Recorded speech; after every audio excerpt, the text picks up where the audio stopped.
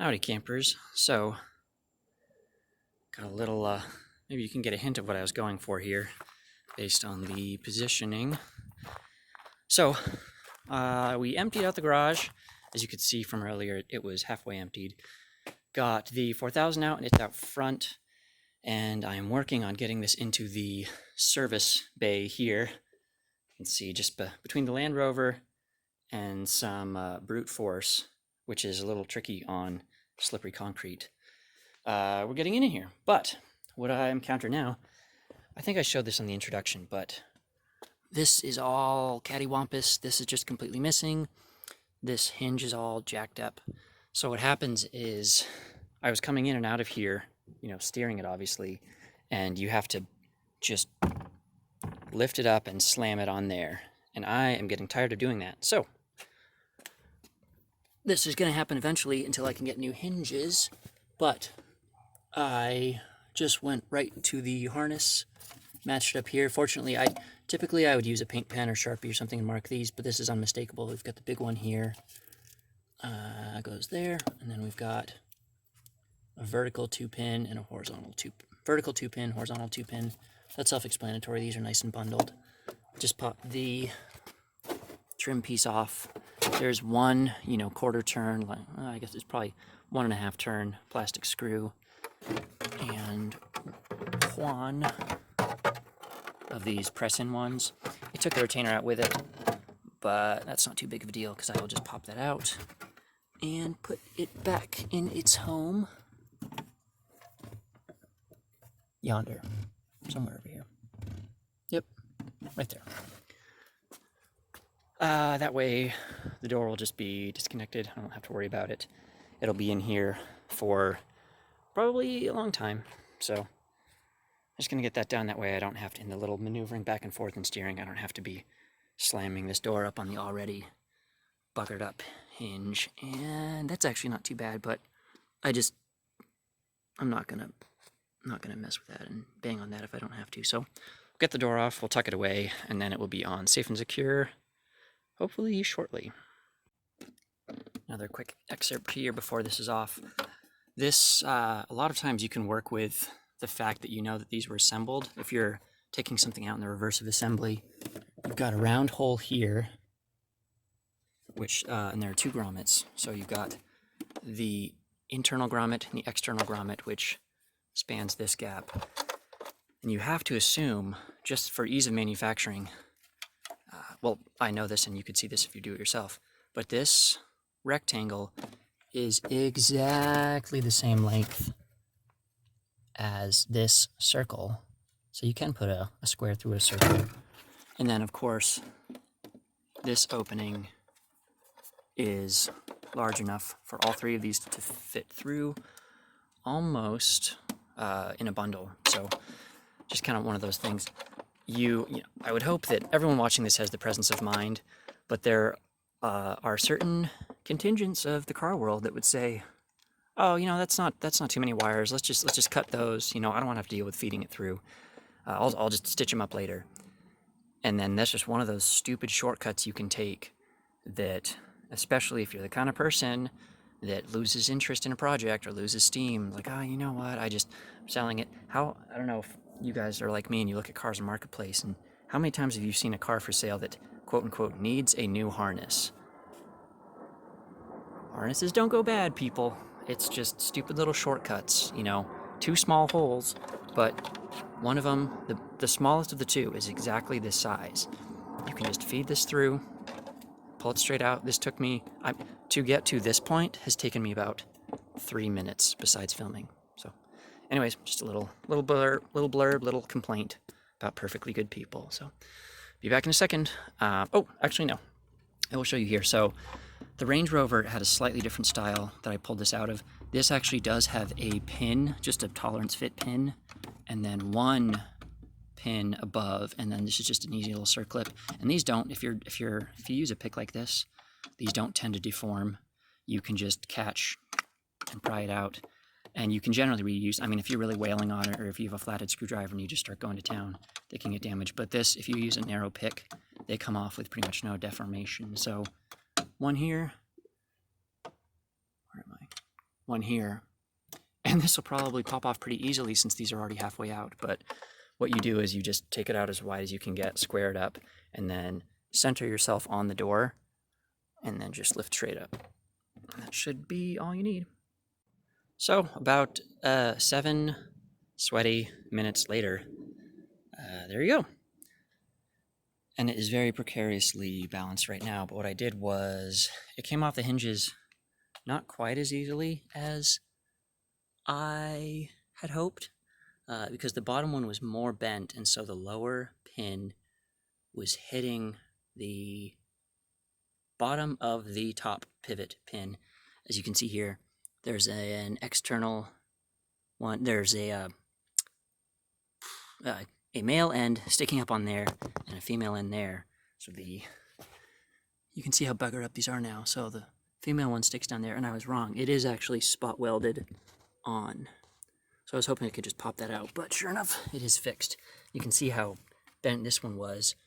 So this point, somewhere in here was hitting the pin on the other side. But as you can see, little spoiler, the reason I'm doing this, I'm willing to do this, is I have these parts on order, and they are on their way, and they actually shipped today. So I'm going to be getting all this replaced. And another spoiler, it's actually green. I actually found a matching set. I was just going to rattle can it black. But when you're doing this, I don't think I'm super macho strong, but I wouldn't even attempt it if you don't have 2 people. But I did get it off. What I did was I set it, with the door wide open, I put the jack on the center point. Well, not quite the center. I aimed it closer to the hinges so I wasn't bowing it. So I basically, I put the jack somewhere around here, because the last thing you want to do is get it too far out, because you will just tip the whole door up. Ironically, that would have straightened out the hinges, but that's not what I want right now. So I'm going to hoist that up again and penguin walk it back in there some. Well, I'm probably just going to put it right there for now. But these are aluminum, and it's kind of a trick. Aha, here you go. Here's another spoiler.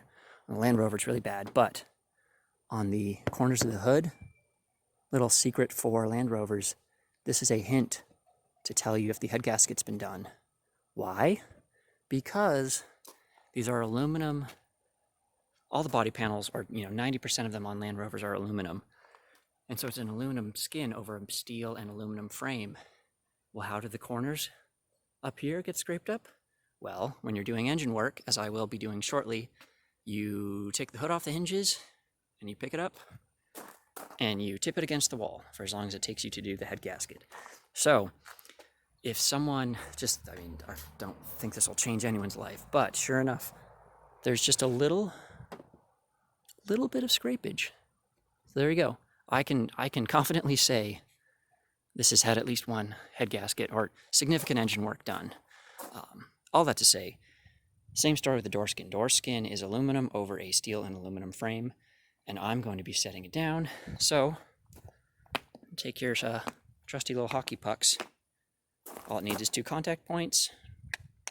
Put your door on that, and there you go. And it's just that simple. Hey, look, guys, I'm a Jeep. Look, I took my doors off. I'm a Jeep now. Yeah. Wasn't so bad. So I might do a little bit of shimmying back and forth. The main priority, of course, is engine work. I'll probably be rehanging the door shortly.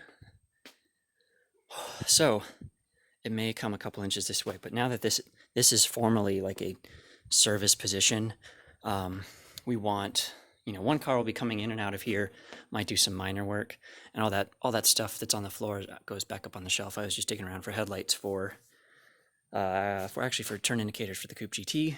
That's all taken care of, and I can put the goodies away and tidy all that up. So yeah, this is obviously, I'll be spending many, many hours just walking in this space here. So there's plenty of room there, but I find I have my workspace here, which again will be tidied up. If if I have to shimmy, even just to, like, mentally, to be as efficient as possible, if I have to shimmy at all coming through here, or sort of like feel like it's too close on one side, then that's enough of a case for me to move it, even if I'm squirming out here and pushing and grunting and groaning. A couple inches that way in many hours of work will actually make a difference in kind of eliminating distractions to work efficiently and create a space that is conducive to efficient, productive, thought-forward work is important. So probably enough room, but it's actually worth me pushing and pulling a few inches at a time to get it in the perfect spot where it's going to be sitting for a few months. So that's me, and I'm just an autistic, obsessive, compulsive car weirdo. So your mileage may vary, but that's just kind of how I like to set myself up for success in big projects like this. So in case any of you have really bad memories and forgot what happened just a few moments ago, green Land Rover was there, red Land Rover was there, red Land Rover pulled green Land Rover to here, disconnected tow rope from red Land Rover, rolled green Land Rover back into here, realized that I was tired of banging and slamming this door, took it apart, did so by disconnecting these, and removed the clip from the pin that was sitting on top there, as well as and lifted up with the help of a jack just for support. Got those out. What I'm going to do when the time comes is mark the position of these with a paint pen when the new ones come. Same thing here. I won't necessarily go back to them, but I do want to mark where they were originally. They may have shifted. I don't know. I'm sure there's some sort of sliding plate back here, which I'm going to be playing with. This, I'm pretty sure, this is going to be fun. This whole thing, these look like hammer marks. So that clearly overextended and pulled out through there. Yeah, it's going to be, we'll have fun with that. And this, unfortunately, let's see if I can get an overhead shot. Not horrible, and really, if you're more than 20 feet away, you wouldn't even notice it, but I'm going to see. There's not much I can do. That's back burner for now, as long as the door can mount up and square up fine. This is actually in better shape than I thought, but there is this little impression there. And I have to go through there and make sure everything's hunky-dory. So, door's off. I'm going to bring it inside, but it's there for now. This is where it's going to live for a bit. I think this should be good. Got the easy access, Dukes of Hazzard-ish style. And you can't see anything, but fortunately, we are in an extremely good spot. These hinges, standing alone, they actually look better than I expected. I'm sure they are distorted, but really, I did not expect them. I thought they were going to look similarly bad. And I may even, if I get the new ones in, and they're, have the same dimension, they're functionally the same, I will just remount the ones on the door, I think, since I know these are where the best place they could have been prior to the incident. And then same thing here, these are actually pretty good, and I have now like 3 spare roll pins to put the tether in. So, yeah, that was just an easy little, I wanted to get it out of the way just because I don't like it to get too crowded out here. Put it right back. Too crowded out here. 4,000 in the Coupe GT will probably be kind of, it's up there, kind of taking turns in this spot. And yeah, there we go. Baby steps.